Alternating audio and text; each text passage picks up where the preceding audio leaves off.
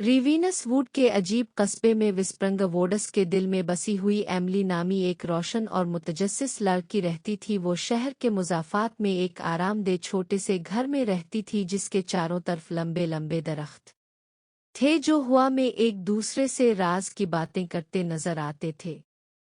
Emily ایک 19 سالہ طالبہ تھی جسے جنگل کی تلاش اور اس کے پوشیدہ رازوں سے پردہ اٹھانا پسند تھا۔ اس نے اپنے زیادہ تر دن اسکول جانے اور اپنی والدہ کی خاندانی ملکیت والی بیکری سویٹ ٹریٹس میں مدد کرتے ہوئے گزارے جو کہ اپنی مزیدار پیسٹری اور کیک کے لیے مشہور تھی۔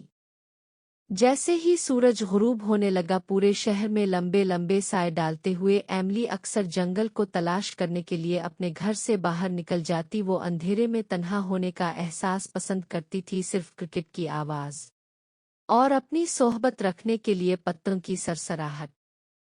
ایک شام جب ایملی جنگل میں اتنی گہرائی میں گھوم رہی تھی کہ وہ پہلے کبھی نہیں گئی تھی، وہ ایک پرانی لاوارث حویلی سے ٹھوکر کھا گئی۔ حویلی اس کے اوپر پھیلی ہوئی تھی، اس کے بلند و بالا اسپائر اور برج کنکال کی انگلیوں کی طرح چاند کی طرف بڑھ رہے تھے۔ اس کی ریڑھ کی ہڈی میں کانپ اٹھنے کے باوجود ایملی کا تجسس اس سے بہتر ہو گیا۔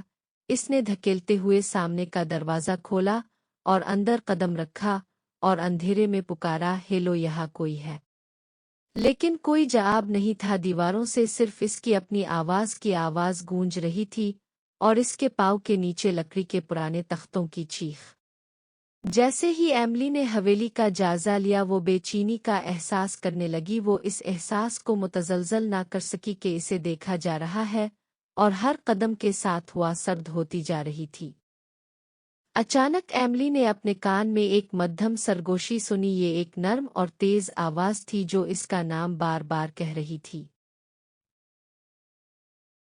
ایملی کا دل دھڑک رہا تھا۔ وہ گھومتی رہی لیکن وہاں کوئی نہیں تھا۔ سرگوشیاں رک گئیں اور خاموشی جابرانہ تھی۔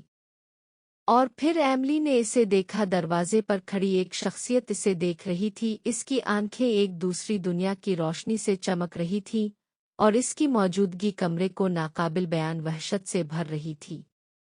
ایملی نے چیخنے کی کوشش کی لیکن اس کی آواز اس کے حلق میں منجمد تھی۔ وہ خوف سے مفلوج ہو چکی تھی، خوفناک شخصیت سے ہٹنے دیکھنے کے قابل نہیں تھی۔